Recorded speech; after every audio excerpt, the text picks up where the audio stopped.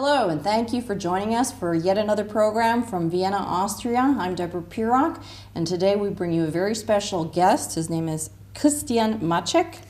I'm saying it the Slavic way because I'm half Slovak, and his name is originally Moravian. So, Christian, it's great to meet you. Thank you for joining me today. You've been everywhere, it seems. You grew up in Iraq, Greece, Indonesia. Your father's Austrian, your mother is Flemish. You studied in Belgium, you studied in Jerusalem. My goodness, what an upbringing. Well, yes, I was very fortunate. Not only to have been born in Germany, my father was working for a German company, and to have been grown up in all these countries, experiencing them, especially also some Muslim country in a time where and times were not so troublesome, I might say. And also I was very lucky to have been to German schools, but also to one American school in Indonesia, 2 years, the international school, which was American school, and it was a very good time I had and very good teachers, and I think they had a very good influence on my life. Yeah, well, your English is wonderful, so I can't complain about that at all. I shouldn't say a youngster. You were born in 1978, but you have 3 degrees. Not 1, not 2, but 3 in philosophy, religious education, and politics. That's right. All of which sound, well, except for the politics, which could be, sounds very Catholic. You studied at Heiligenkreuz, the Holy Cross Abbey, where Pope Benedict visited. Mm-hmm. I'm guessing that's where you studied philosophy? Well, that's where definitely I had the best teachers, the philosophy teachers, Father Dominicus, if maybe somebody knows him. And that's where also, yes, I became more consciously Catholic. I really had in my teenage years already, but then later looking for truth. That was driving me, and I was beginning my studies in Leuven, in a university which had Catholic in its name, in Leuven. Where's Leuven? In Belgium, where my mother's from. Right. Yes, so I went back to my roots. Yeah. But then this whole university was a pretty big disappointment. Then I came to Vienna, studied political science, and also, somehow I also began to study theology. And somehow this whole situation in Vienna, this whole academic climate was not really satisfying. So I more or less fled to Heiligenkreuz. I had Father Karl Wanner there who offered me to stay there, and also,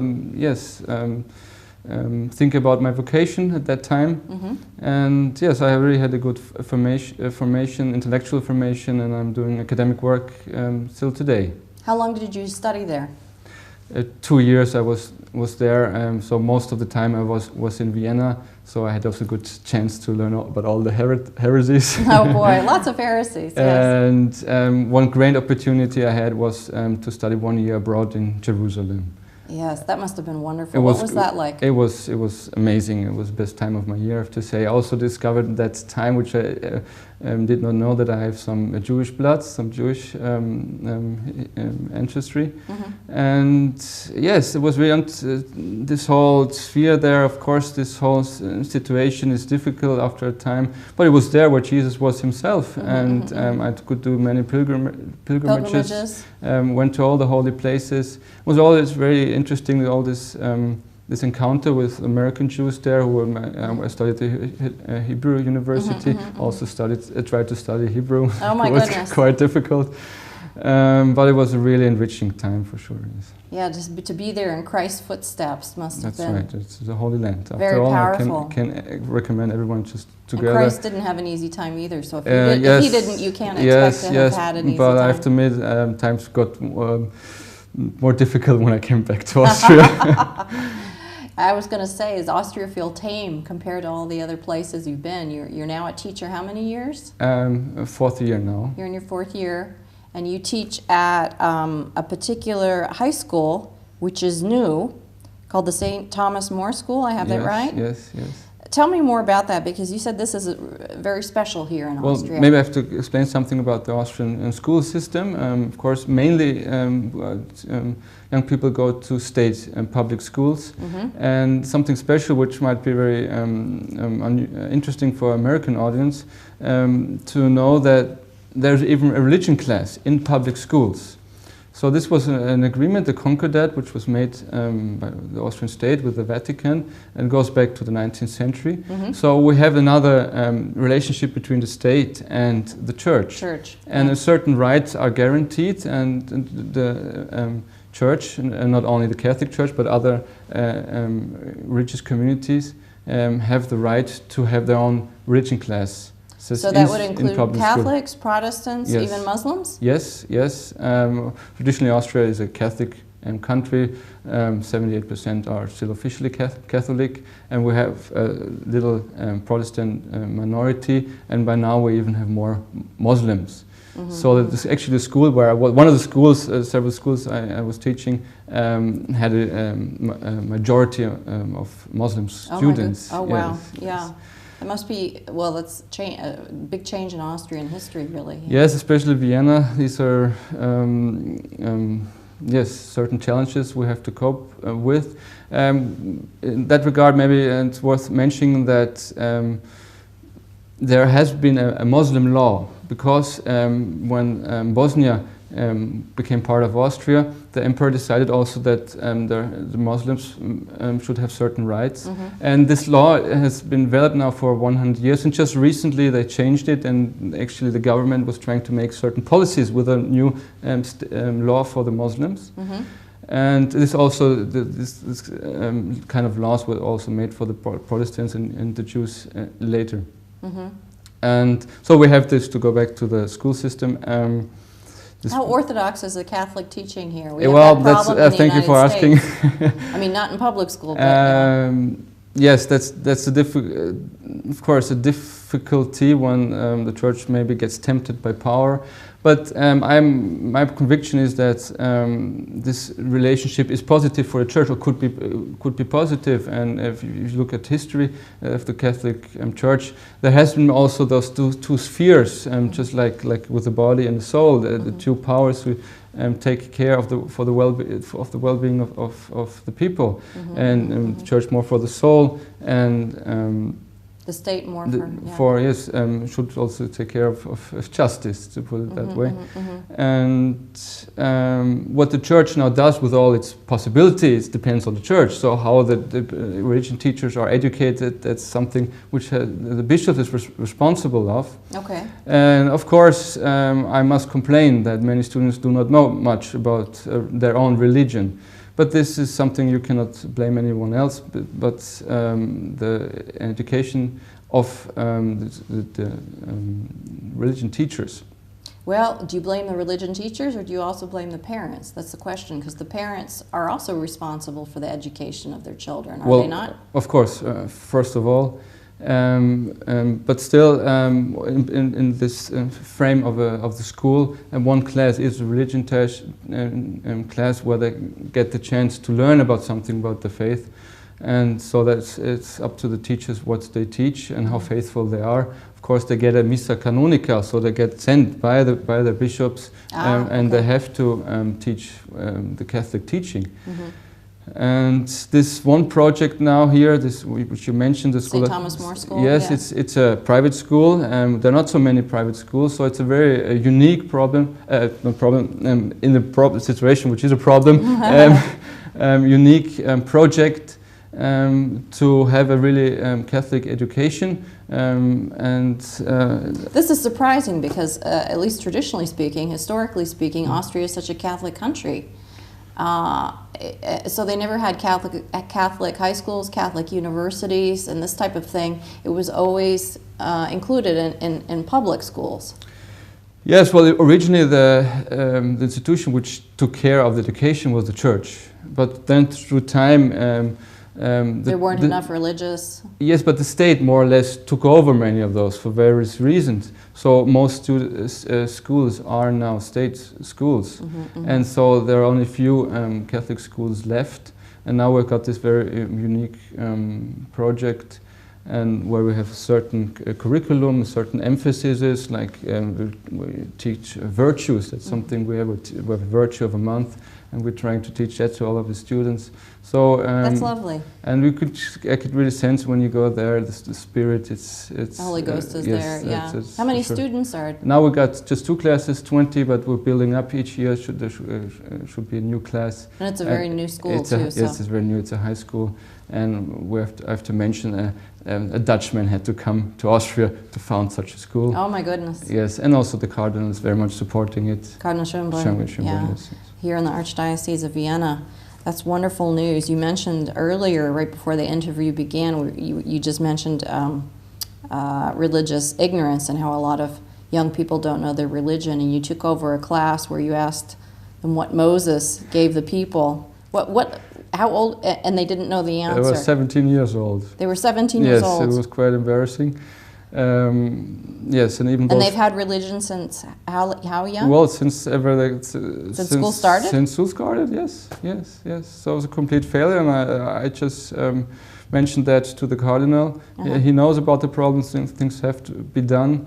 There are some certain changes, even especially at the theological faculty of Vienna, which there are new professors, which is getting better, but still we're also faced with this crisis of faith here. Yes, in Austria. crisis, and especially from the university, this neo-Marxism still around those 70s. So I'm come from a very new generation, and I have a different approach. And yes, I did never really swallow all those ideologies, and also maybe it's because of my parents, because they went abroad when all this, I want to say, madness broke out in Europe and people lost faith. My parents who came from very Catholic families, they went abroad. They lived in Brazil, and then we went also. You were in Brazil as well? No, I was just born after they were in Brazil. but you missed one country. I missed one country, yes. And so that's how I had a really conservative upbringing. Coming from a really Catholic family with a big, strong family tradition. If I may mention, my grandfather was the one who founded the Herder bookstore here in Vienna, and Herder is the publishing house which publishes the Book of the Popes. Yes. Marvelous. Yes. Marvelous. So it's just a little thing. So it's that's a fun name to drop there. You've experienced so much in your life. Do you have brothers and sisters as well? One brother, yes, who just got married. Yes. Is he younger or older? A little bit younger, yes. A little bit younger. Yes. So you have a little bit of competition there yet.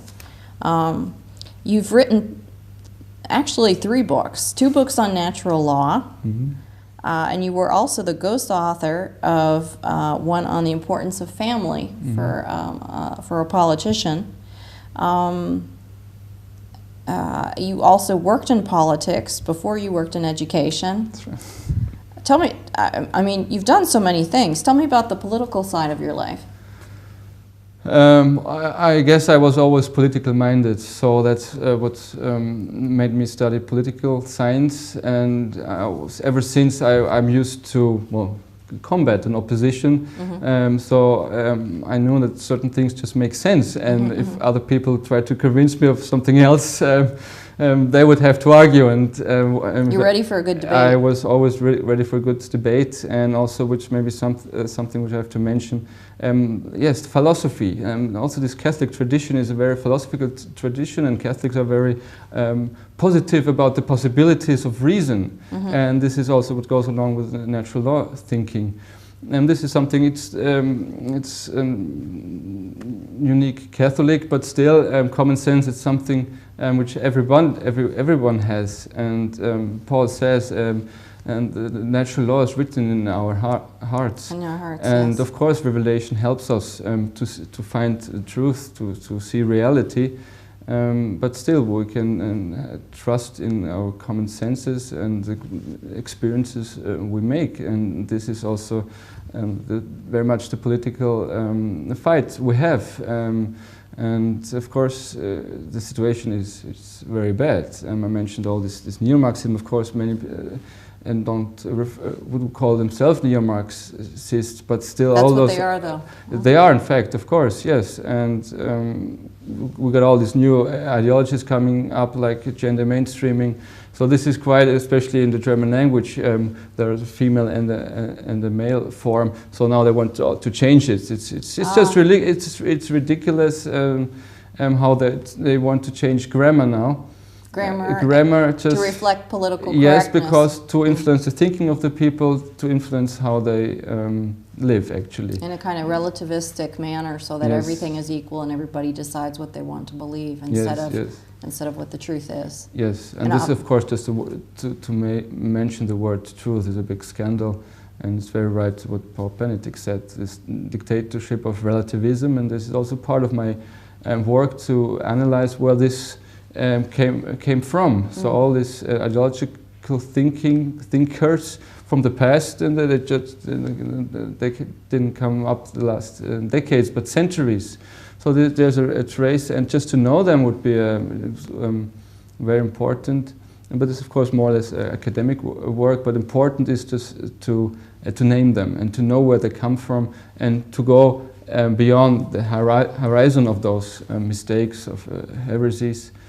And this is part of my work also, and particularly also to go back to the real philosophy, to metaphysics, and also to go back to people like Plato, who had insights which are not still valid today.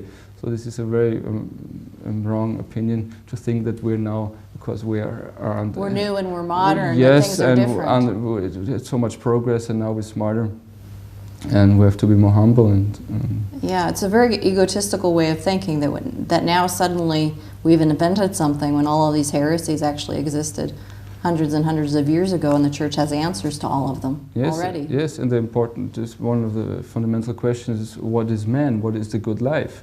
And there we can still compare the answers. And yes, as you mentioned, I'm always open for a good argument, but so far I only found the best ones in the Catholic Church. Do you have a favorite philosopher?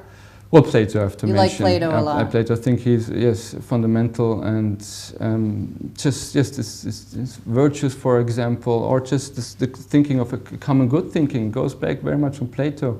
And this is also like someone like Church Father like Thomas Aquinas. He also picked that up, and this is also the doctrine of the Church. They were very much shaped by this Greek thinking, and as Pope Paul said, very much this was a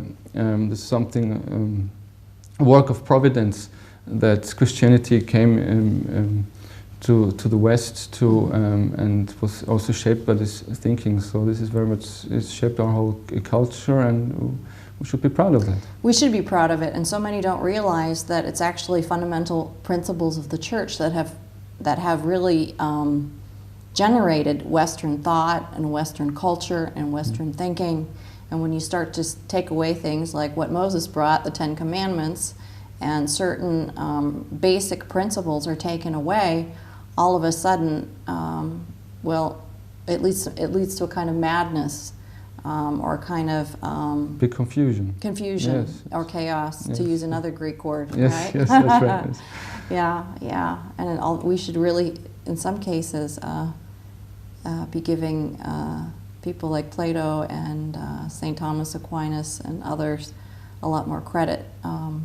One, having mentioned my academic work, is Johannes Messner, who's very much in line of that. He was a priest and scholar of the University of Vienna in the when did he live? In the last century. Mm-hmm. So he also had to flee to England. So he's also been known in Oxford during Nazi times. Yes, yeah. Yes, and well, the Messner Society, which I work for, started a beatification process. Right now, this whole file is on the desk of the cardinal, so he has to decide. But he knows also that Messner was also just living in the past, and also this is part of this leftist liberal ideology to break with the past. Mm-hmm. Because the past also is, or in most cases, it's a conscious.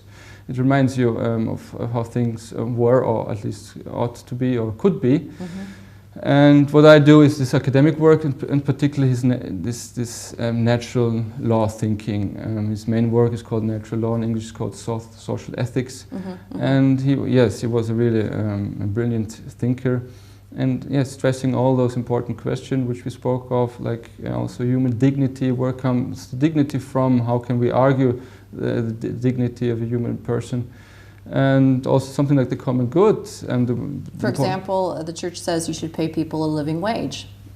social ethics. A lot of people don't realize that the church has this whole teaching of social ethics Yes, it's not talked of yes. very much unless you know your faith and you work and educate yourself in Catholic circles. Yes, and that, of course, the important entity being the family, and that the family father should be able to provide for his own family, and this is the measure for an income, actually. And of course, this is all the important political questions, but which are always a question of justice. And going back on Plato in particular, and justice is not giving everyone the same. This is one of those big mistakes. But everyone his share what he desers. But not sharing in the communist sense of the word, but sharing in the common good. Yes, which we all participate in, and of course with the other principles, solidarity and subsidiarity. So it's not the state which provides for everyone, but it's a hierarchical order which we strive for as Catholics. And of course, when we speak about order, we speak about hierarchy, and which implies that all men are not equal. All men are not equal. That's very much true. Yeah, and all women are not equal either. So. Yes. Thank God. What would be the world without? Yeah, Pope Francis has been really stressing, and recently here, the complementary nature of man and woman. Yes. And different doesn't mean not equal. It just means that everybody has a different function to fulfill. Yes. And unfortunately, we have this separate but not equal kind of history in the United States with the black and the white movements, the blacks' slavery in our history, which is very regrettable, and so on. So when we hear different but equal, unfortunately, it has that kind of taboo almost nature to it. But different can be equal. It just is a different kind of equality. Yeah. And does feminism, is that kind of a dead subject in Austria? Or, I mean, for example, I know abortion is legal here. Mm-hmm. My understanding is you have to go for counseling, which is very controversial in the U.S. because, for example, pro-abortion groups fight against laws that require them, for example, to even show the mother an ultrasound image of the baby because they don't want them to know it's a baby, this kind of thing. Is abortion even debated much in Austria anymore? Not, unfortunately. It's a big taboo, and there's agreement among all the journalists not to speak about it anymore. And actually, the legal situation is worse than in other countries, like in Germany. Really? In Germany, you have to have it's a compulsory counseling which you have to undergo, and that's not even the case in Austria. Oh, it isn't? It's not even, no. So even the abortionist who claims to be a doctor can give counseling. That's that worse in Austria. And it's a very difficult situation. Yes, and then not even public figures, numbers about how many abortions there are, so probably there are even more than in other countries. Mm-hmm. This goes very much back on socialist policies, and they don't want to talk about it. And only the few political parties which are in opposition, unfortunately, who once a while talk about it. And the socialists and the green parties, which are all very much left, are the ruling coalition here in Austria. With the People's Party, the centrist party, and they don't dare to speak up. And they're in a coalition government with the Socialist Party, and not to lose power, they do what they do to try to keep everything. Yes. We just had this new law about medical ethics, and yes, it's.